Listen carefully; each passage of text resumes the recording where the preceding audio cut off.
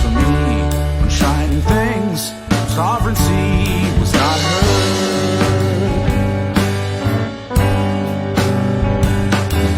If not like a tidal wave, my God, it's everywhere. Goddamn, it's screaming at you.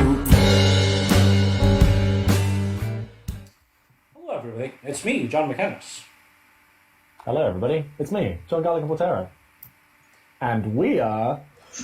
The Belly Boys! Belly Boys! This is our BLC improv discussion, aka the BLC Banter Bus, where we talk to guests about improv, what they like doing, what they dislike doing, what makes it easy, what makes it hard for them, that kind of stuff.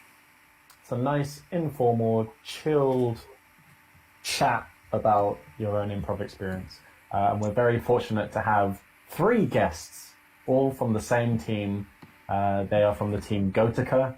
They are a Harold team here in Bristol, and we are joined by Ben, Eloise, and James. Introduce yourselves. Say hello.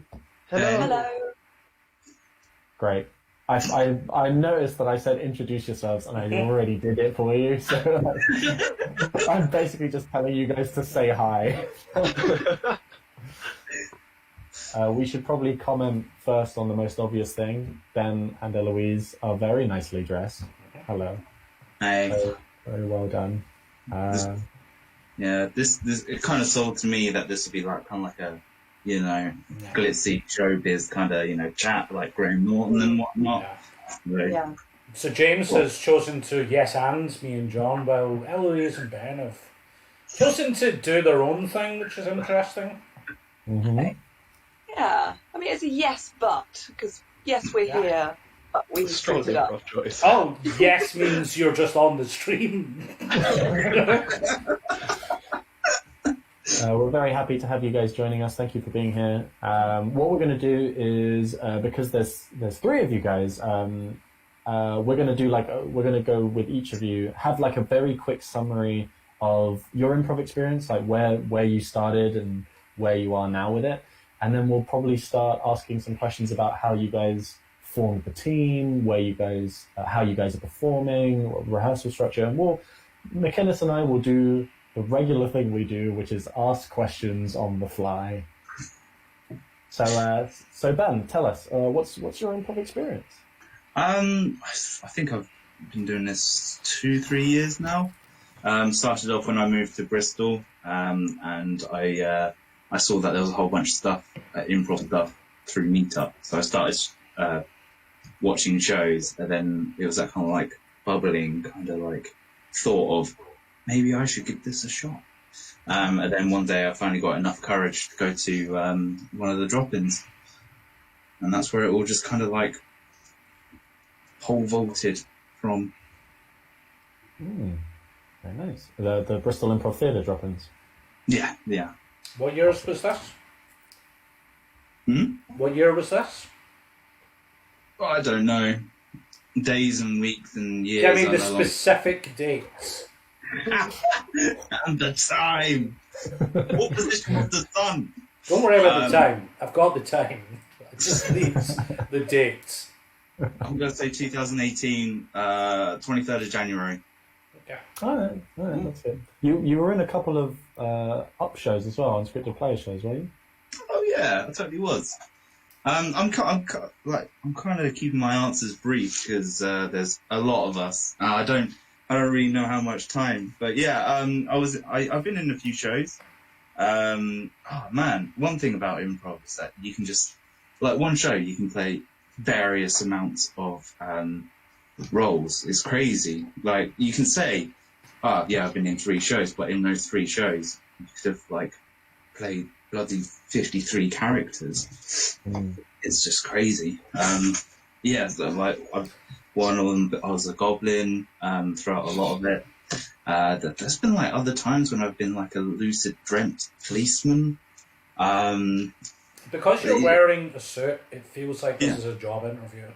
Yeah. I feel that my strengths are that I can talk for a very long time without really needing to stop, because it's just like, it just feels like running. Once you get that walking pace going, and then you just kind of like quicken it up, and before you know it, you've ran like 3 miles, and because you're in that absent mind space, it just kind of like all flies by, and you just keep on going. Okay, thank you very much. Yeah, thank you for your time. There are quite a lot of us. Yeah. We'll call you. What about yourself, Eloise? What would you say your a small, condensed version of your background in improv is? Okay, so I think I've been doing improv for maybe around a year now. My story is quite similar to Ben's.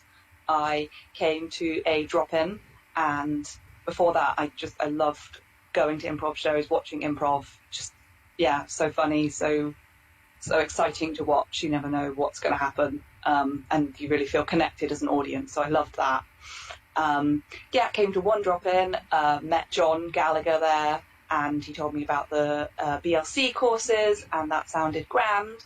So I did that, and I really loved the courses. And then I was introduced to the house team, Goatika, and then our journey as Goatika began, or continued.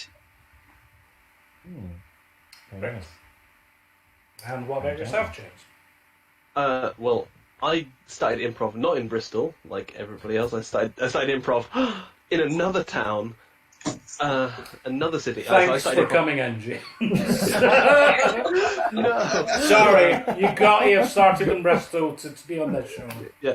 I came back into the UK in like 2018, and then it sort of timed up right with like an improv course that was starting in Cheltenham, which is a short form group. So it's the fun kind of like really quick, snappy jokes and games, and it was really fun. And sort of I'd never done anything sort of acty before, but I sort of always wanted to, and I sort of got bit by the bug quite hard.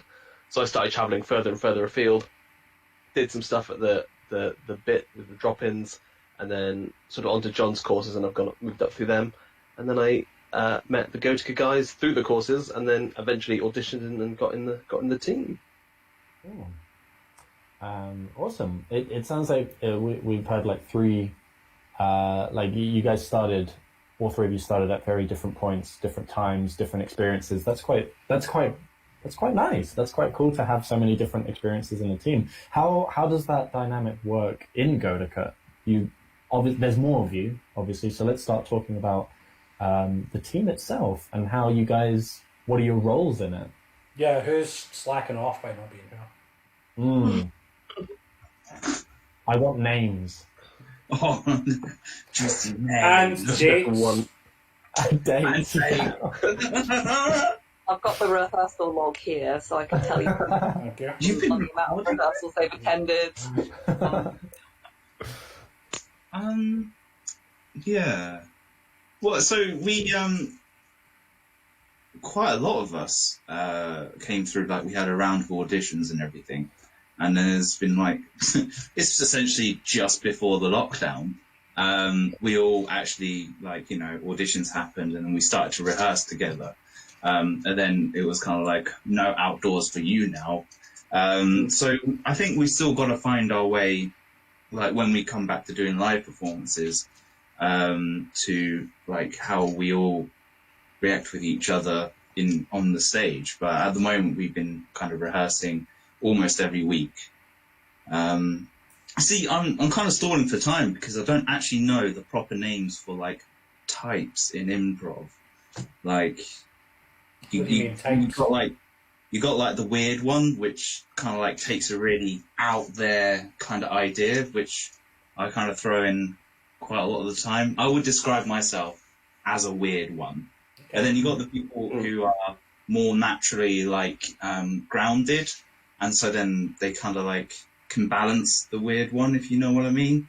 Mm-hmm. And then you got people who can just like call things out quite naturally.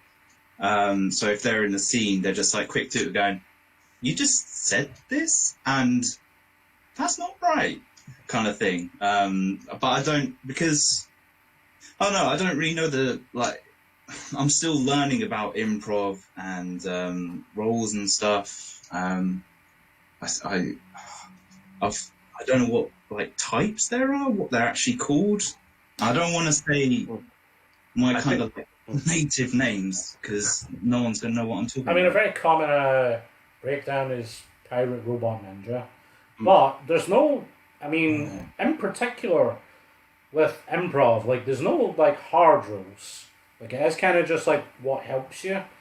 So that can apply to everything. But, you know, I think that, like, semantic breakdown of, like, people who are more, like, actory, emotively built against people who are more, like, thinky, robot-type people, that breakdown helps me, like, analytical against, like, instinctual. But if that doesn't help you, then it doesn't matter. Like, you can still use that yourself. I'd be interested to know how Ben secretly defines us. Because Ooh, that's interesting. Yeah. So you're a weirdo, Ben. Describe that for everybody else. What would a weirdo be with the pirate robot ninja? pirate, I think. It's So someone who can jump in emotionally. Yeah. What's ninja all about? But Ninjas- wanting to do both. Yeah, Yeah. you're right. Yeah. It's not somebody who's in the team and we're just not aware of them. Yeah. It's kind of what you want to aspire to, like, whatever the scene calls for, you can do it, you know? If the scene, like, is a little bit too stuffy, you want, like, some pirate energy. If it's too fucking all over the place, you need a robot in there to be like, this is what we should focus on, guys. Mm-hmm. And a ninja, like, just is able to recognise what the scene does. Obviously, I'm a ninja. I just knew you were going to say it. Hard for me to understand why everybody wouldn't be one, but okay. The Banter Bus has left the station. Yeah, So is a ninja very adaptable? Yeah. it's kind of like what you want to aspire to, like, regardless. Like, you want to serve the show rather than, like, be the person who, I do the wacky characters. That can be a helpful crutch to start with, but, like, you don't want to be somebody on a team who is just a weirdo, because it can make, like, the rest of the team be like, I want to do that sometimes. And they can, like, force scenes to become something that, like, in a very inorganic way. That's, like, the argument that's put forth in Billy Merritt and Will Hines' book, Pirate Robot Ninja. It's a good book. I'm selling it. I used the discount code John McInnes. But I think it feels like the description that you were putting out there, Ben, is pirate. So Yeah, I'd say I'm definitely. I guess we could move that down further. Eloise and James, what do you think you kind of sit into right now? I am totally a robot. I know like I'm there like, wow, he's doing all this emotional stuff. Let me try and make it work in something. Like I look at pirate stuff and I'm like, I wish I could let go and like sort of like yell and like wave my arms about, but I'm like, oh, I need to analyze where this is going, and then the scene is gone. I'm like, I had a really good idea brewing, but it's finished now. Like I need to be more like piratey. That's what I suffer from, I think. It's not a bad thing. I don't think it's suffer from it. It's a really good quality. It's like both are really, really good. It's my tendency is robot more than pirate, even though I try my best to do what the scene needs, and it kind of depends on who you're playing with a little bit. But I overthink the comedy. I'll force patterns all the time. I cannot be vulnerable and commit to something. I like being like, we're saying something. We're saying like the words ham a lot in this scene. I'm just going to keep saying ham. I don't care what character that is. I don't care about why they would do it. I just want to get in there and say ham. I'm the opposite of McInnes because I started out when I started doing improv. I started as a pirate, big old pirate with no real ideas. I just went with instinct. So I guess you're always once a pirate. You're always a pirate in a small way. You can sort of jump between the two, but you're always going to be that one that you always start off as. Eloise, which one do you think you are? Remember, when you choose, you can't unchoose. That's right. It's like when you force an evolution in Pokemon. It's just like boom. Yeah. So, And it's also, this should not be helpful. We should feel like a test. Right. Definitely always struggled with that beginning part of Pokemon where you've got to choose like Bulbasaur, Squirtle, or Charmander. because it does mean a lot. It's very, very important. I guess I would go with ninja because I think I really like doing different things in scenes, and I'm not being arrogant in my choice of ninja. I don't think it always lands, but yeah, very happy to like try out different stuff, and I think I enjoy being the weird one as much as I enjoy being the one who's like, what's going on here, guys? Yeah. So yeah, ninja. And also sometimes she'll just fade from view. You don't know where she is. Yeah, that too. Yeah. It's a good observation that, like, it does feel like sometimes that pirates are just, like, voices of reason. I don't think that's necessarily true, but I think it is probably, like, the default. Like, I don't think that's true, but they play the voice of reason more quickly than pirates. Pirates are like, this is all made up, I can kind of do anything. I can have fun.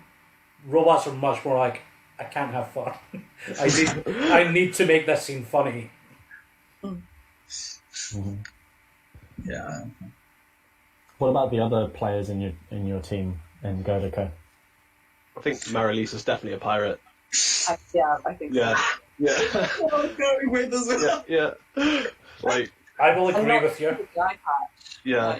Like, Marilise is fantastic. Like, she's loud and, like, just jump in and just start talking, and it's, or whatever it is always the correct choice with Marilise, so it's fantastic. Oh man, yeah. Some of the things that she's brought to a performance is just like so left field. It's tough. And for her, it's instinctive. And I was just like, that would have taken me bloody ages to figure this link out. It's like, she makes like chains of people who aren't here because. I guess they're not watching Because they right can't now. defend. If they're watching right now, why aren't they here? They can't defend themselves. I'm gonna.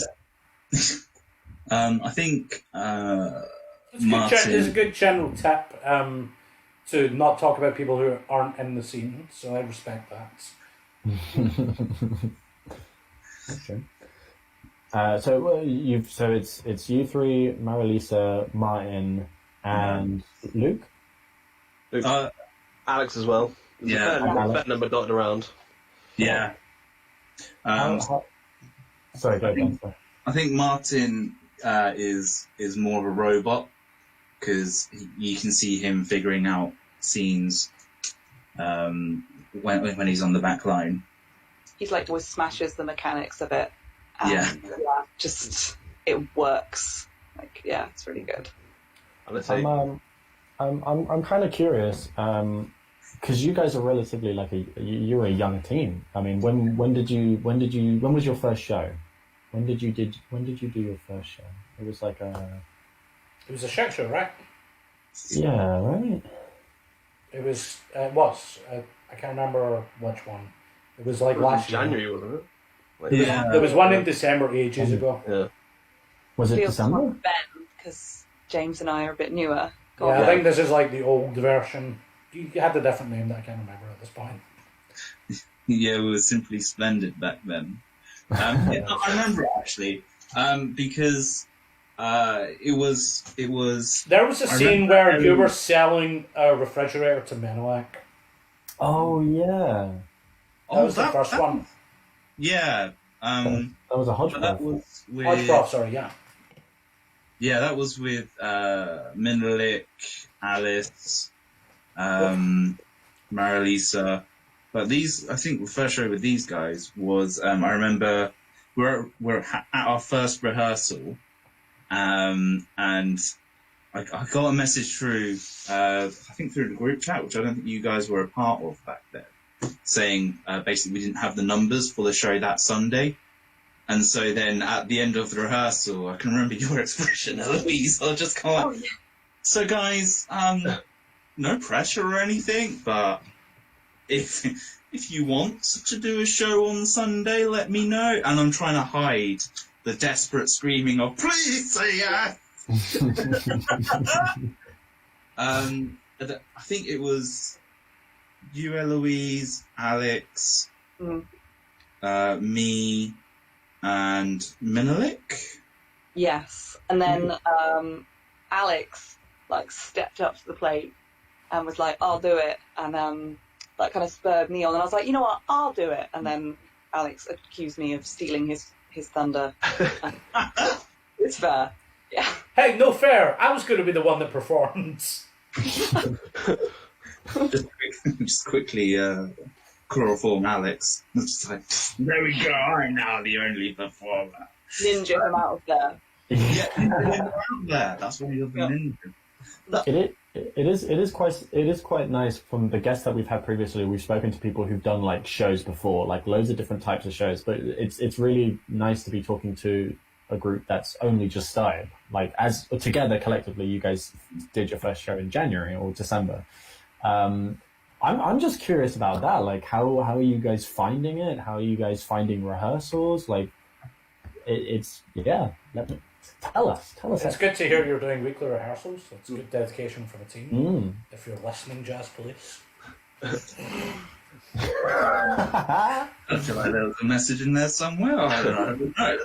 So I'm loving the rehearsals. No, they won't watch this. How are you finding the rehearsals? You know, it's a completely different thing to do improv online. Is it? Yeah. How are you adapting to that? I think it's been really tough and like a very steep learning curve for all of us, but like it has been great because everyone's like been in like and finding ways that we can adapt, and we've come up with different ways of editing scenes that we all agree on, and little like noises that we make to do different edits. Individually, anybody can start. Go. Ooh. I quite like the challenge. It's like when you nail a Harold, it's like just that extra feeling satisfaction because you're culminating like essentially like 3 scenes that's gone on for 2 beats with games in between. But then at the end of it, if you manage to get everything all together, it's just that extra like satisfaction for it's like completing 1,000 jigsaw puzzles within a day. It's like I just get paralyzed with euphoria. Wow, I really love jigsaw puzzles. I need one. But yeah, it's the toughest format I've come across so far. Admittedly, I haven't really done too many, and as a group, we've started to explore some other ones. But yeah, so far at the moment, it's definitely the toughest, and therefore, when you nail it, it's beautiful. What do you dislike about it, man? Is that like also that you dislike that it's hard? One thing actually that I do kind of dislike about it is that for someone who hasn't seen improv before, they might not get it because of the structure. Because those 2 games in between, like the scenes, like when you can just have license to do like anything, it kind of like breaks a structure of what like I'm sorry, that normal person watching improv. It kind of like breaks up the structure for them, and they'll be like, "Whoa, why was everyone pretending to be sea hermits? What's going on there? Oh, what? Now we're back to the boxing scene from the beginning."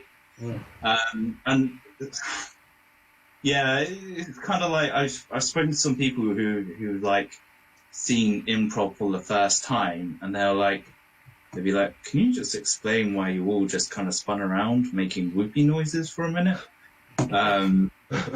And there's no at the beginning of a show, there's no clear way to kind of like, I haven't found it yet, like a way of just kind of like going, okay, so this is what's going to happen. I kind of like, I've seen some of the Jazz Police stuff, and then some of the intros you do is like, we're going to do some crazy stuff, and hopefully you like it. We're going to be weird at the start, but don't worry, it is a sketch show. We'll be funny with it. That's it. Yeah. I agree. It's like not necessarily the most accessible thing to see if it's your first show. I mean, I think that's also partially related to the fact that like it is a hard form. Like if it fails or like it starts becoming a bad show, it's like hard to make it work after that. There are other shows where it's just like a bad scene. We can go on and keep doing like fun stuff. The Harolds, or at least like a Strike Harold, like kind of punishes you if like it's not going well. In a sense, that's helpful in training, but if you're doing a show, it's like a nightmare. Like, why the fuck do I have to do a second beat? This was a nightmare the first time. Break that horrible scene that was like, totally crashing and burning. I mean, like, there's get out clauses, you know, you can just like initiate new scenes from bad first beats, but like, you've got so much you're trying, just remembering the scenes is hard. Like, that's almost impossibly hard to start with. Yeah. So when you're doing that on stage, it makes sense to the audience is like, I don't quite get this. Because, like, to some degree, they can see it. They're like, oh, these people are working hard for some reason. And it's not paying off. I mean, it ultimately does pay off, I think. But, like, in the show, not necessarily does it look like it's going to. What about you, James and Eloise? What do you like about it? What do you dislike about the Harold? I'm going to go second so that I don't have to think of like the third thing, which is harder. I really like the third beats and watching and seeing how like my teammates link stuff together. Like there's just moments where I think, yeah, that link makes so much sense. It's almost as if the scenes were already linked. I don't know how like their brain did that. I really enjoy that. And also, like, seeing people pull ideas out of other people's monologues. In fact, even, like, your own monologue and then seeing what other people get from that is really cool. So those are really fun things about Harold. In terms of what I don't like about Harold, I guess... I really like Harold's now. I think that what you guys were saying about them...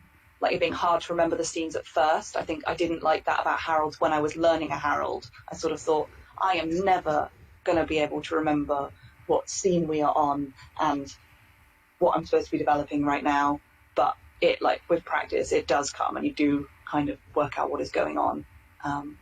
So, yeah. Awesome. I think I do like the Harold.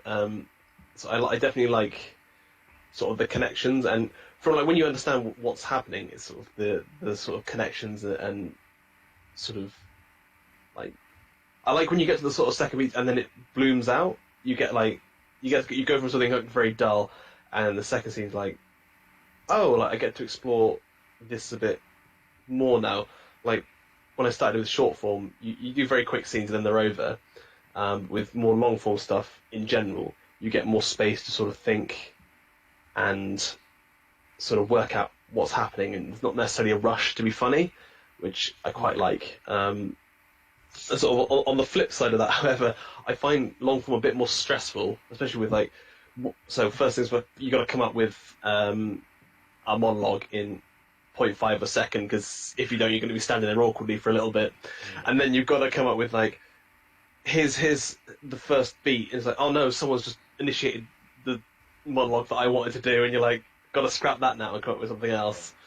And then, again, there's like the stress of the link between first beats and second beats. Third beats I'm getting more comfortable with, but it's definitely those links and like knowing whether to like time skip or analogous or so. I find like it's just slightly sort of stress. Like it gets easier, but it's sort of that stress of like, oh god, if I don't pull this off, it's going to be shit. And I really want it to like I want every Harold that we do to go well, which is an impossible task. But there's definitely that stress of like, okay, I want the monologue to make sense, and I want at least something to happen in the first beat. I'm not a huge fan of like dull first beats when it feels like you're scrambling for something to happen. It's probably one of my biggest when you're like, this first beat's not going anywhere. We've just been sort of talking, but there's no game yet, and it's sort of like, and I know that's fine. It's just sort of like, it's something. Oh, can we get something to start? And it's sort of like waiting for the fire to start that never comes. I've got a question about that actually. In terms of what you find easy and hard about the Harold, I've seen before that if you have a bad first beat, I find there is a way to make the second beat good. Like I've seen it before in shows. Is there a way? Do you guys think there's a way if your first beat is good? is there like a way the second beat can go? Is there a way of coming back from a bad second beat? Bad it, so like the first beat was good, the second beat bad, and you want to like rescue it in the third beat. Yeah, how do you rescue That's a good first beat, bad second beat, and how do you rescue that? It doesn't necessarily have to be in the third beat. It could be that second beat. Could be a tag or whatever, or a walk on. Yeah. I mean, Maybe the general question to consider actually from that is like, right, all three of you, you're in the show, and this is the middle of like a scene in the middle of the show, so like second beats probably, and it's not working for some reason, even though you can't blame the first beat. What would your move be? Like, what would your instinct be to be like, how can I make this work? I think a walk-on where, and I think that people in the team have done this before, where it really helps out, like a walk-on where they're like a person that somehow just really brings it to the game, and they're like, right, yeah, the stuff that's happening here is really about blah. Like, tell me about why you're doing blah, and sort of really bring it back into the game. Justifications, perhaps, like asking why is a very useful thing. Exactly. I think once you've got like a team that works really well together, that there'll be the back line is also thinking about your scene, which is why I think that, like for me, I always forget what the next scene is because I'm so involved in that moment on stage right now.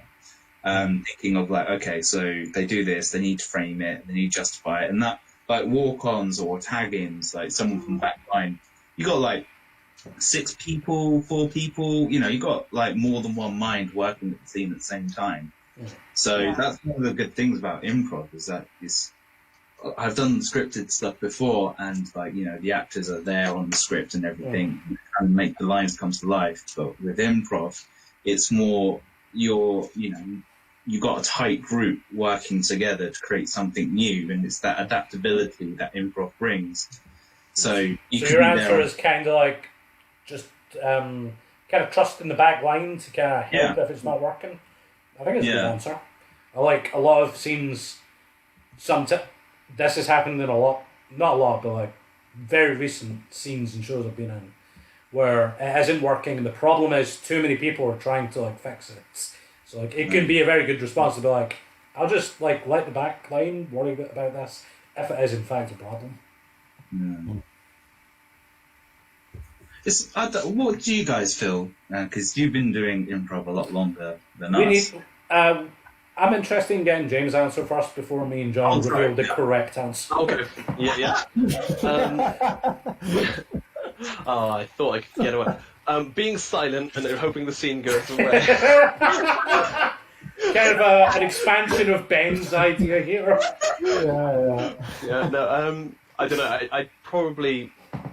See, my one would be to like hunker down and like, okay, try and start a new game, like frame something, like it's in your partner, like what you said then was dumb, or not that bluntly, but that's strange. I've seen that work tons of times. Yeah, like it's just not working, and then you're like, whatever the initiation is, it's not working, so you just like try and frame, but this seems funny, and then the second beat's like almost kind of a little bit different in terms of what the game is, but it's a funny second beat. Yeah, I think try not to be afraid of moving away from something if it's not working. Like, you don't have to double down if it's, for some reason, it's not very funny, or it's like too dark, like in a non-funny way. Like, maybe let's like step away from that area and play something else. That's okay. Yeah. Yeah, I think there's like two minds in that scenario, depending whether you're on the back. Here is the answer. Oh, okay. No, this is just my opinion, but like I think the answer depends whether you're on the back line or you're in the scene. See, me personally, if I'm in the scene, I have a habit of just being in the scene, and not thinking too much. Like I'll write it out. Like I've been in scenes where it's been like a long few minutes of not really going anywhere because I sort of agree with what you guys are saying. Like you have the backup of the back line, and the best you can do is just play the scene for the reality of it. Don't try and make any big huge changes. Just play with what you're given with, and something will come out if you've got good, if people are helping you out. If you're on the back line, I think the best thing you can do is try, especially if your first beat was good, try and highlight the best bits from your first beat and try and get them into the second beat.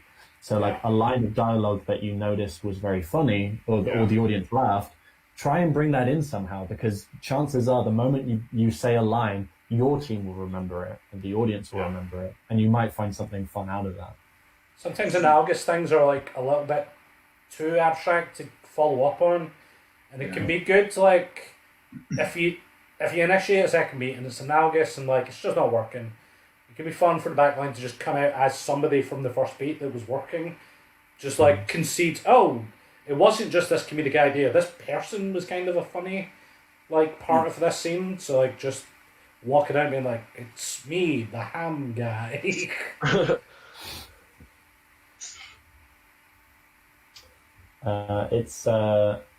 You guys mentioned before that you guys were doing Harold's, but you were doing other formats? You were testing them out? What other formats were you guys doing?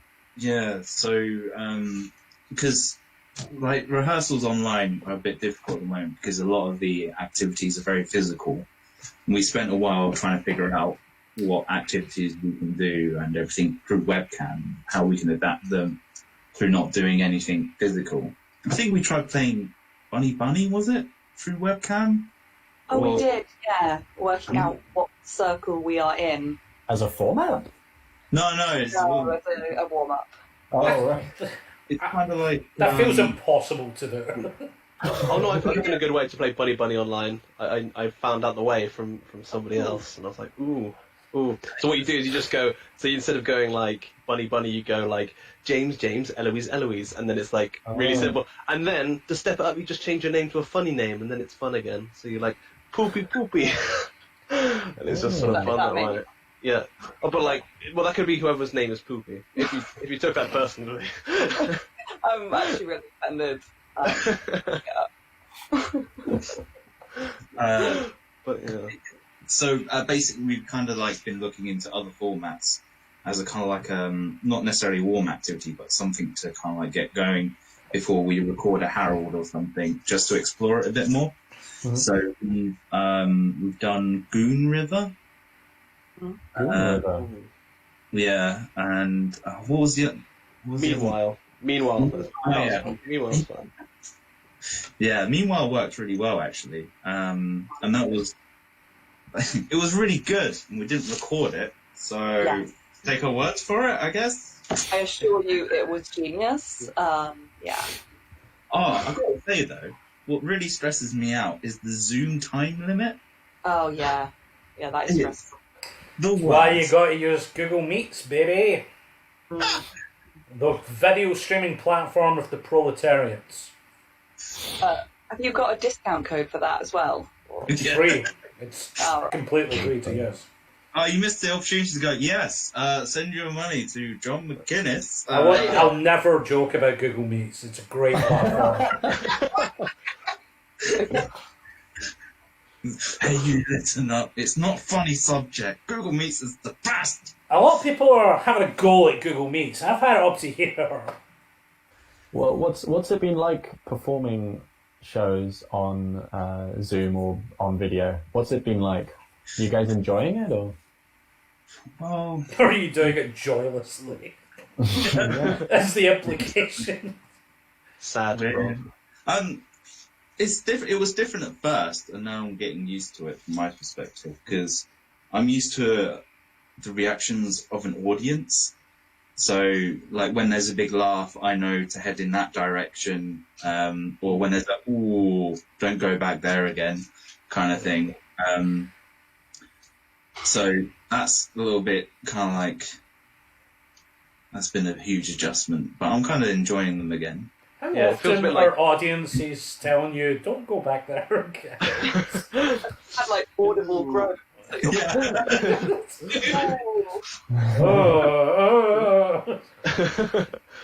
Yeah, it's like sort of online Zoom stuff. It feels like almost like rehearsals more than it does performance. Sort of like rehearsal. You have, like, it's not that they're bad. It's just because there's like no reaction. It's sort of improv in a bubble. And I find like having not performed too many on stages, I don't like. And you don't get that high as much of like being critical. You're like, yeah, that was okay. That's good. Like, ship it out. I like that. Or like, yeah, that was a really good one. Or so we could do this better. Like, I don't know. It's hard to like not be critical when it's sort of like. Because it feels rehearsally more than it feels performancey. There's not energy to bounce off of or as much as like other than your teammates, which of course is high. It's just like you don't have that like that was definitely funny. I heard one snicker. That was pure improv gold because I heard my teammate laugh. Like that's sort of what you're working with. But it's fun. I think that once all this is over, I don't think it's something that we're going to want to do instead of performing live. I'll say that much. It's very restricting in a lot of ways. But we found ways to make it work. That means that I wouldn't not have. It's a good way to get teachers that you never had before. Like I've seen teachers before lockdown that say they offer Skype lessons. They'll Skype into your team, and they'll like really famous teachers from like Chicago things. Like if you send them money, they'll Skype in, and like that seems like strange. But after doing this now, I wouldn't not do that to get a good teacher. Like that could work. But, that could be good if we all put money towards it as well. Yeah. But how much? Yeah, it'd be good if it wasn't just James paying for it. Yeah. Yeah. Have you guys spoken as a team as to what formats you'd like to do? So would you be interested in doing different types of heralds or mono scenes? What's a format that you would love to do? Or different openings. If you guys are doing monologue openings, right? Does anything else strike you as interesting to start your show with? Well, we're kind of like I haven't done too many really other formats, which is kind of why I kind of suggested we kind of like do this whole thing of looking at other ones in kind of like rehearsal time. I think we're still finding our way on that one. On a personal level, I quite like the monologues because I don't know, it's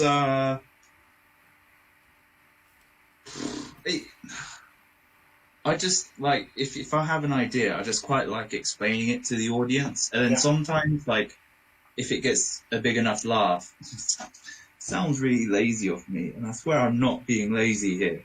But if it gets a good enough laugh, like sometimes I'll be just tempted to just do that monologue, like just not extra, not like do links of like okay, someone done a monologue about hockey. On hockey, there's ice pucks.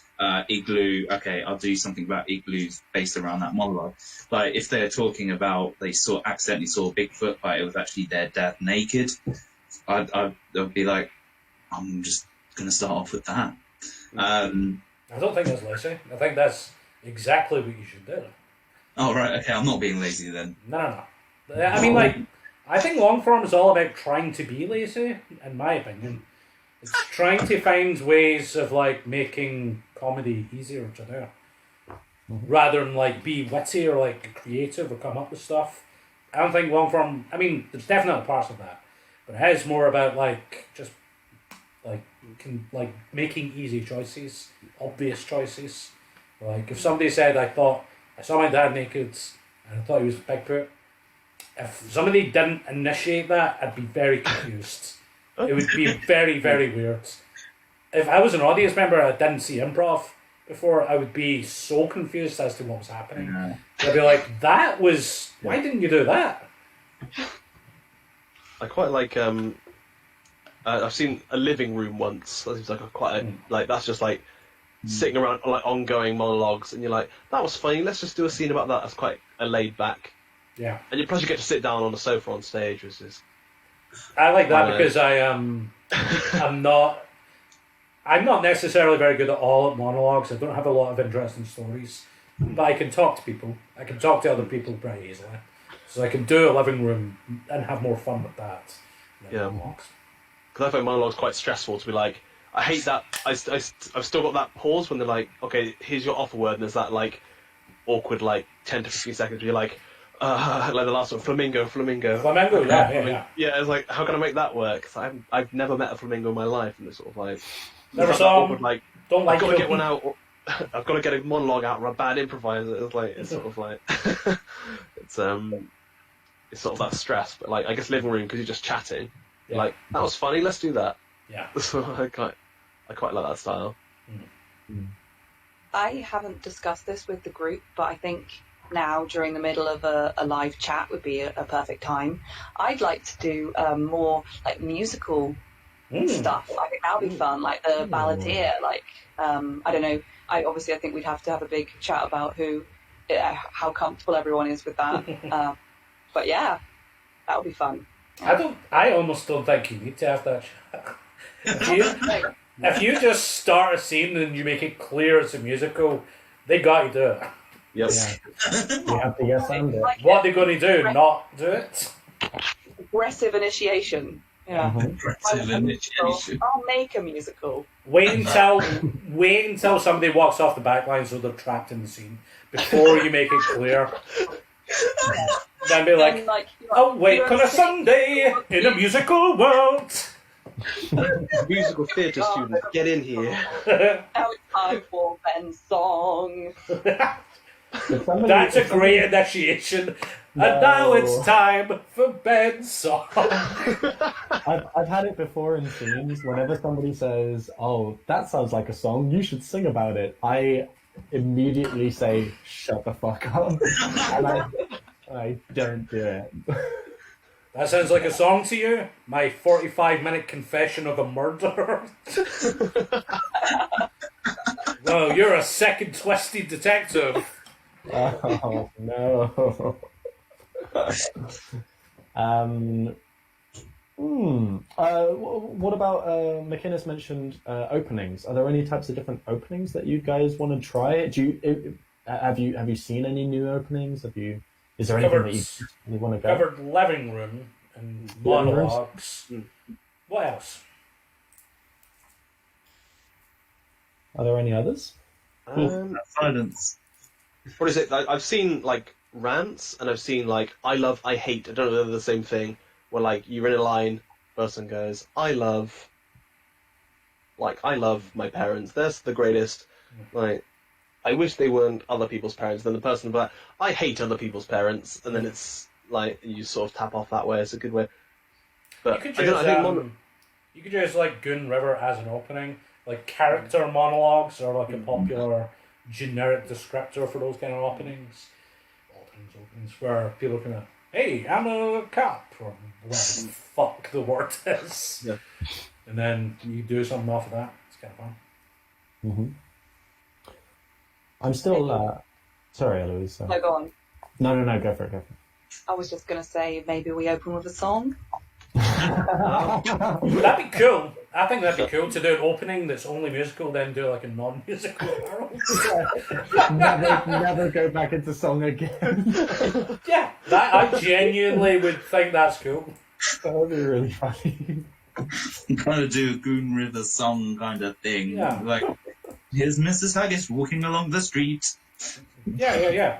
And Ooh, then, like an a cappella 4 opening, like the humming hats and things like that. Oh no, full band. Bring out the drums, the bass guitar, the microphone for singing. Play the song in the corner. And never go back to it. Like, it's just all there. if you could all learn instruments for it, that'd be good. Yeah. Yeah, good guys. Yeah, let's get on that.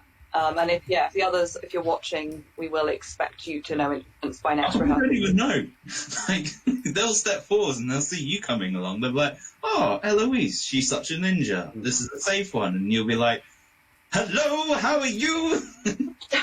Bring up your trumpets. And if they haven't seen this, it's all for them. You know. Yeah, Right, guys. that's what we get. Let's cut the shit. What's something that somebody does in a scene that you dislike? Oh, you bastards. If they do it, you're just like, you can't control yourself. You're like, oh, I don't like this. I wish this wasn't happening. This question has become the staple of... I love this question. I used it last week when I was talking to Max and you went there. I was like, McInnes would want me to ask this question. 100%. I guess I'm not a big fan of very specific pop culture references. Yeah. But I think it only bothers me when I don't get them. Yeah. And I know that it shouldn't only bother me when I don't get them. But I guess it makes me see the flaws in them when I don't get them. Whereas if someone mentions something I love, I think, how funny. But yeah, I think it is a risky game to play. So I'm not a huge fan of that. You see, the thing is that we haven't, like, us as like, you know, with all the new members, we haven't really performed that much together. So I don't think we've really had time to get all those pet peeves. Oh, this isn't about your team. This is about, like, anybody. It could be in a workshop or whatever. I'm so good, Eloise. I'm so glad Eloise went first. I'm very much for, like, waiting for me to say something negative and then being like, I wouldn't like to complain. That'd be very petty for me. Can you imagine? We haven't had a team on before. Like, this should just be about anybody.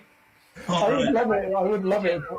Like, no names, no one in particular does this. Just yeah. I would love it if one of you started out with, I just hate the way Ben just completely cuts me off in scenes. I was expecting it. I'm like, I hate how funny everybody else is in the team. Doesn't let me be funny. And I'm just like... I can't relate to that in my team. So like, for example, like your example, Eloise, was I don't know why I was going to do an example. Your one was perfect. I've had people do like pop culture references and you just don't get it, and then you have like two people like laughing super hard at whatever references they're doing, and you're just sort of in the scene standing there just, oh, okay. It leaves you with, like, if someone does an initiation or like does something in a scene, it leaves you like nowhere to really go. If you're like, I understand that these are words, but I don't know what they mean. Yeah. It's also a nightmare if they're like setting up like, you know it, like, hey, you're the manager at this Magic the Gathering shop. Tell us which card is optimal in this match. You just kind of have to either make it work or not make it work. Yeah, like, surely you'd have to just call it out and just be like, look, I might be the manager of this store, but... That's a way of doing it, yeah. Yeah. You'd be like, I'm the manager. Like, does the manager of McDonald's know what the best beef is? I doubt it. Yeah. Well, like Buy super... cards or go home, mate. Mm-hmm, super committing to it, yeah. Oh, that would be the Night Wolf. Ezerog.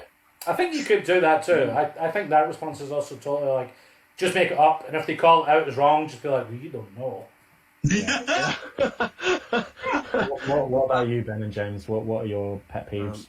I think, I don't know, mine conflicts me, because, like, I'm not a fan of, like, gagging in a scene when they're, like, they use what's happening as a setup for their own sort of punchline. And you're like, great, that was funny. But, like, this is an improv show, so it's like a improv comedy. We're trying to be funny, but, like, yeah, you've gagged, and that's funny, and I'm great that you've got a laugh, and everybody loved it. But now it's just like, great, now just sort of like, just set up these, it's not even like set up these gags, it's just sort of like, you just, no, I have to, like, what to do, maintain the base reality, like, maintain what's going on, or, like, do I set this person's gags up because they're clearly amazing, like, lyricists, so they can come up with, like, exactly what is clearly funny, and, like, and it's sort of like, it's sort of conflicting almost. You're like, I'll respond so aggressively if I see somebody doing that. I will. So if I think they're trying to get me to say something that's like setting them up for something, I just will not do it, even a bit. I'll be very. Gallagher knows this because we've done this in lots of scenes. Or I've like tagged in, often in tag runs, where like obviously I'm meant to be setting Gallagher up to do something, and I just won't do it. It'll be like the fifth tag in a row, and then Gallagher's a guy who he fucking loves ham. What is it with you today? I don't know. I'm on this ham run thing. Then I'll on 3 tags, and we put them in all the places where a man that loves ham would be funny, which is like, I don't know, Butchers, Hammer Us, all the great places. And I will definitely tag in and take Gallagher to like a PTA meeting. I'm very concerned about your son. He's not doing his homework in time. What about you, Ben?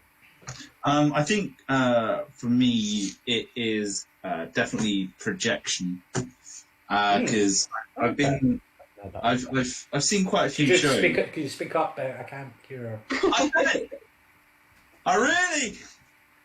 Because I've been to quite a few shows and I can see the performance, but because of the nature of the room, like there could be like carpets hanging from the wall, or like the acoustics are just shot.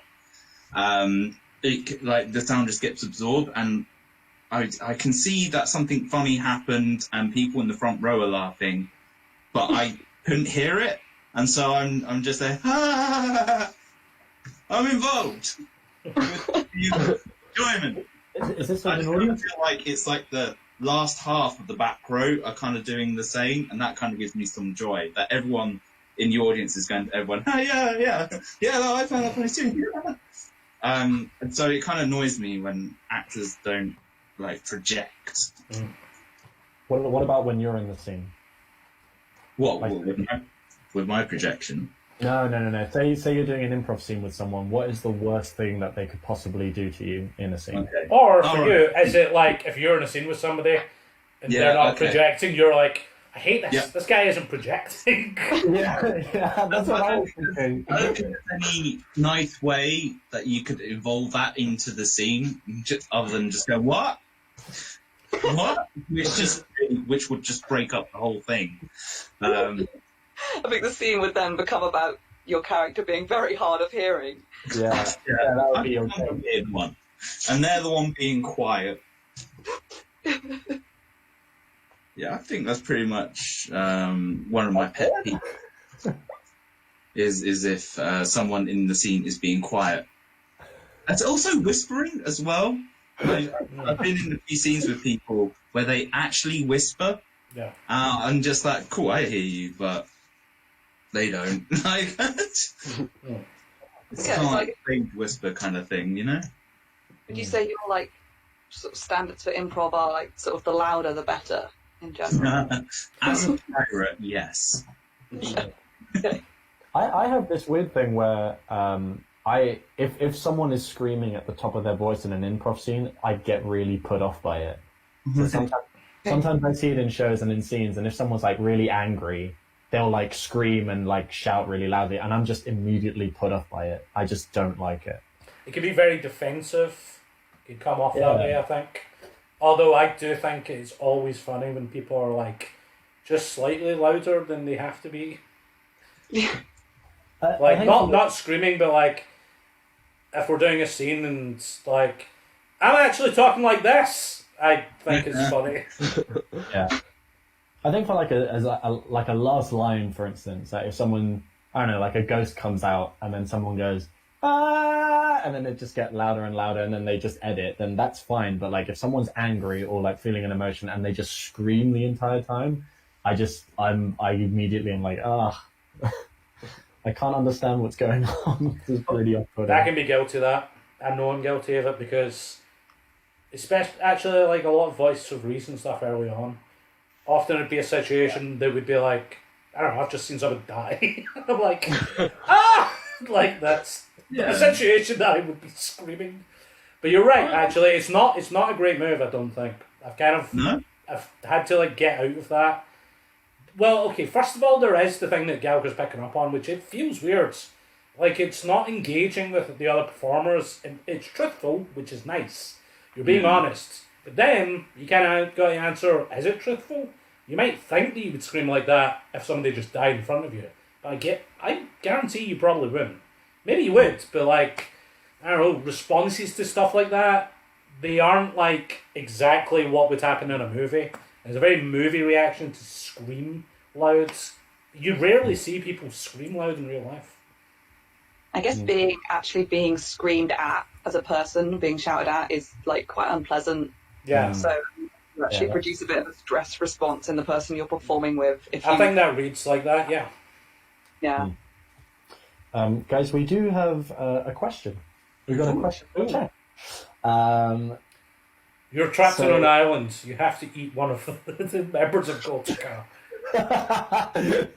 It's one of the members who aren't currently here. All right, so this is from Laura Hughes. Hello, Laura. Hello, Hughes. Laura. Hey. She asks, do you ever disagree in rehearsals, and how do you overcome your differences? Yes, we have. When we were doing Goon River, and we were trying to figure out how that worked. Oh yes, yeah. And Was that a disagreement, or just like... Well, yeah. I read up about it before the rehearsal started, and then I kind of like presented the idea to the group. And I think James, you then cottoned onto the idea, and that actually my interpretation was wrong. And then it kind of led to a back and forth whilst we're all reading this like description of the Goon River, and I was like, "Oh yeah, I'm actually wrong." Like, but then like James put up the clip, and it's like it is like a monologue, whereas I thought it was actually performed scenes, kind of thing. So, Like out. But I think we're quite good at working together to work out an issue. So like we definitely talk it out. We're not like that idea. We're never like that idea is stupid. Do it again. It's like oh, it's good. Like I like the idea. Let's try and figure out how it works from this cryptic description on this website. And we're like sort of having never seen and or heard of it. Like we're like okay, let's see if we can make sense of it. And we're quite good at that. I don't think we've had any like big fallouts or disagreements in improv yet. I don't think we will. Yeah. I think what's really good about our dynamic is I think everyone gets a say. There's never been like a discussion we've had where I felt that like somebody didn't actually get to put their opinion forward, or somebody sort of stays quiet, and we're all like happy to hear each other and then make a decision, which is good. Yeah. Cool. What about you? Sorry? That was I want to ask the same question to McInnes, like with other teams that he's been in. I think you know that I'm constantly in disagreements. We've been in a number of teams together. You know our disagreements. I mean, I don't think we disagree very often, actually. I think in terms of like what we want from the show and the rehearsals and stuff, I think we're often in the same. I don't know if this will like be relevant for you guys, but like I know that like I'm often in disagreement with like how much a team I'm with like wants to rehearse or perform. I think the solution or the way I like deal with that, not even just for like rehearsals, but like stuff in general, is just like figuring out how much you care about that, and like just being prepared that like whatever it is, you can probably like drop it. Like there can probably be a team that does that, even if it's not the team that you're with. Like you can have multiple teams, you can have two prov, etc. to do stuff that like I've had like at least one, if not two provs that were kind of based on the idea that like we want to do more rehearsals, like, or we want to do this form, and we can't like convince enough other people to like do that. So we'll just like be like, okay, this other team, that's that thing, but like we'll start a new thing because we want to do this thing. So I guess like I don't know. Whatever the team kind of decides is kind of like whatever the aggregate opinion is. And if you disagree with it, you kind of have to like start or join a different team to take care of that specific thing. Mm-hmm. I guess that leans into, this is going to be my final question. McInnes might have the final question, but this is my final question, which is, I'm still super curious. Like you guys are still a really young team, and it's really awesome hearing your opinions. Where do you see Goatika in a year's time? Such an interview question. I know, right? That's what I was going to say. We got these suits now. The suits, you guys are prepared now with the suits. James, you're going to struggle. Yeah. Oh, geez. Well, it's kind of like I don't know how long will this lockdown last. I hopefully see us outside in a year's time. I definitely performing more. Yeah. We had a meeting actually before lockdown, and we had we had plans on. We have so many plans. Yeah, we had so many plans doing events Just and stuff. reaching the stage of making these plans when lockdown hit. Hey, who am I talking to right now? Goatika or Death Cab for Cutie? Oh, just ignore him. Just continue. Fairly well known. We got an album called Plants. Just continue. Just continue. But I think it's like we've got all these plans, but I think once we're out and about, like we're quite consistent with our practice, which is what I like a lot about us. Is like everyone in Goatika seems to like care about doing good things. Like when we finish a rehearsal or something, we're like, okay, that was great. Like okay, we didn't like this, but we can get better. Like we seem quite dedicated to our own self-learning, and certainly before lockdown, we were dedicated to meeting up very regularly and performing regularly. And I think I'd like to see that. I don't know. I want some payoff where we get good, where we get better and improve, and we get to perform more, especially sort of in Bristol and perhaps wider, where we can like go. Yeah, we're the house team of like BLC, and we're gonna be really sort of good and care a lot and try and do our best for like ourselves and like sort of our teachers and things. I think that's quite important. Yeah. One of the big things we were going to do was try and expand from Bristol and try and do shows further afield. Just because it's more of an experience, I think, and it's kind of like a test to us, and like how we can adapt and change from like home fields to away kind of thing. And I kind of want us to like not necessarily get like once we're locked out to just run straight back into that, but I kind of want to get back onto that plan as soon as we can, really. Yeah. Performing more. Awesome. Yeah. Cool. Yeah, just because you don't know, like a lot of different teams pop up, and you don't know what if some teams just want to perform in the same city, or some want to create their own nights, or some want to perform every month. Some are busy, so it's kind of curious. I was just curious about it. That's awesome. I think we've had some ideas about. Well, I think we were beginning to have some ideas about our own formats. I remember. Oh, cool. Coming up, so I think I'd quite like to go back to that and like coming up with our own ideas for shows and formats, and just like connecting as a team and growing that. So Awesome. please hire us. You're more than welcome to keep doing BLC shows. Yay! It off. McInnes, have you got a final question? Sure. It's okay to say no. No, I've got one.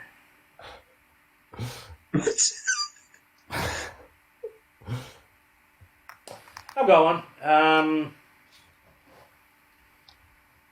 What do you... Actually, it's kind of an extension of Gallagher's. Why do you do improv?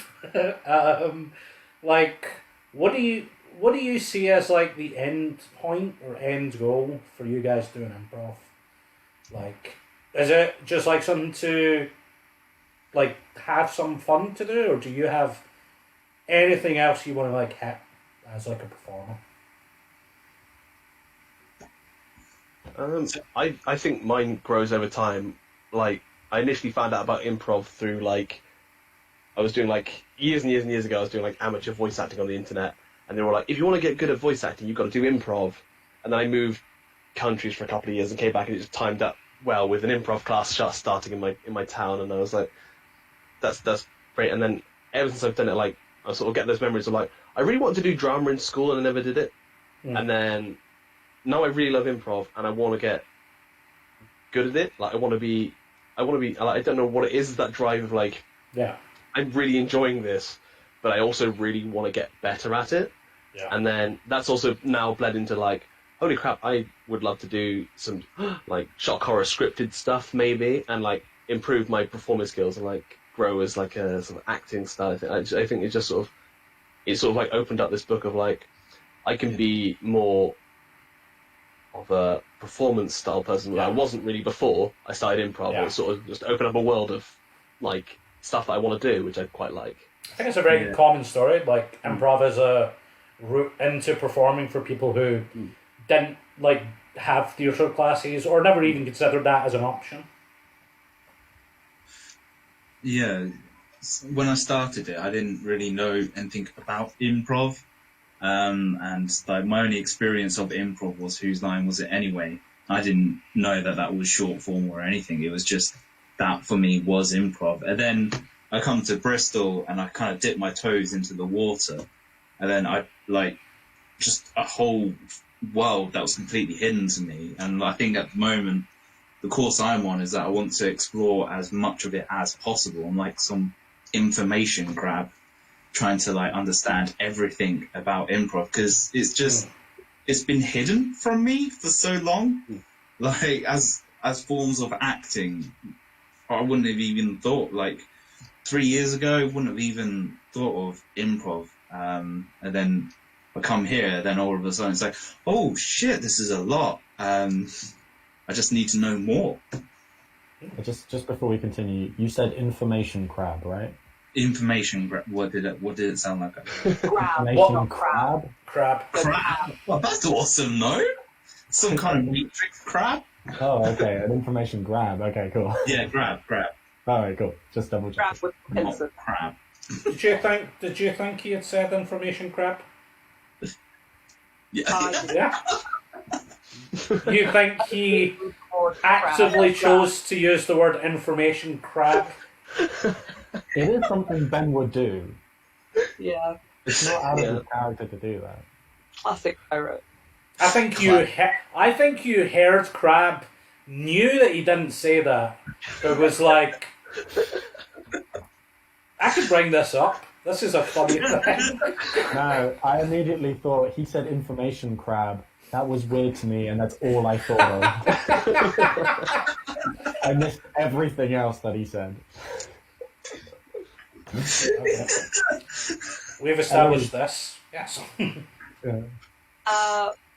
So I think for me it's a combination of fun, because it's very fun, but also developing skills, acting skills, and a really big one for me is developing skills like working with other people. I think it's like you have to work so closely with your team and the people you're in a scene with. So I think, it's just amazing for developing skills of understanding other people, and it's so satisfying when you do like connect with another person in a scene and like make something that really works, and like you're working together, and that's a great feeling. Yeah. Yeah, absolutely. All right. I think we're going to call it there, guys. What a lovely chat. Thank you so much, Goatika. Thank you, Ben, James, and Eloise. Wonderful having you guys on. No worries. Thank you for dressing up nice, Ben and Eloise. Not a problem. Thanks for being here, James. I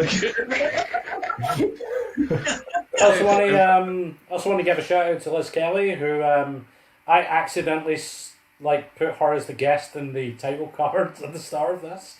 So if anybody's confused, that's my bad. That's my bad. Cool. Do you guys want to plug anything? Any upcoming stuff that you might be doing with Goatika? Yeah, obviously plug ourselves, Goatika. We have videos on your channel, Bristol Longform Comedy. Watch them.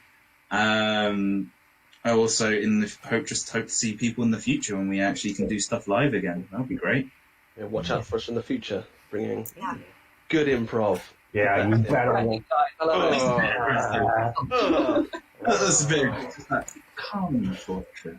This is our new opening. Fisticuffs, we say. New opening for our improv show is just veiled. It's just. Do a haka. our new opening is now just a hacker at the audience. Yeah. And their terror will be our words of inspiration. McInnes, anything you'd like to plug? Go to my Twitter. I'm incredibly politically a firebrand, and I love it. Liebot, Lyebot. That's where I do everything. I'm actually making a website right now to contain all of my projects. Also, I just want to learn how to use Jekyll, a piece of software that's good. So yeah, be on the lookout for McInnesComedyIndustries.com. Are you still doing shows with Couch? Yeah, we've had a couple of weeks off. I think we're starting back next week, but I don't know. Check it out. Couch Improv on Facebook. We do soundtrack every Tuesday at 7? I can't remember anymore. I think it's 7, yeah. Well, that's everything. But wait, John, do you have anything you want to plug? No. Well, goodbye.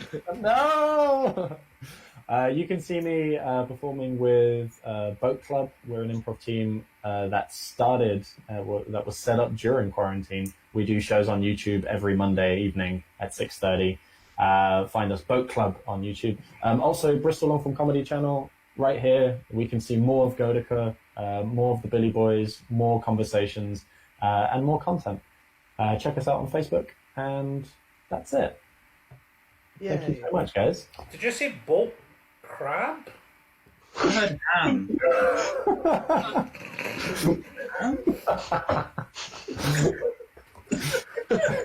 I heard boat crab.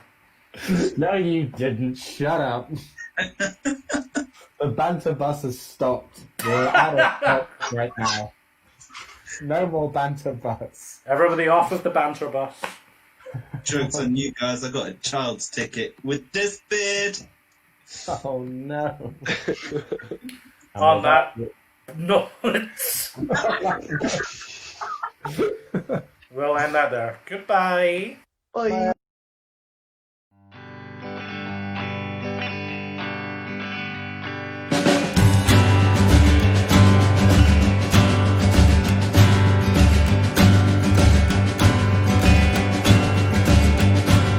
Sleep I did faint.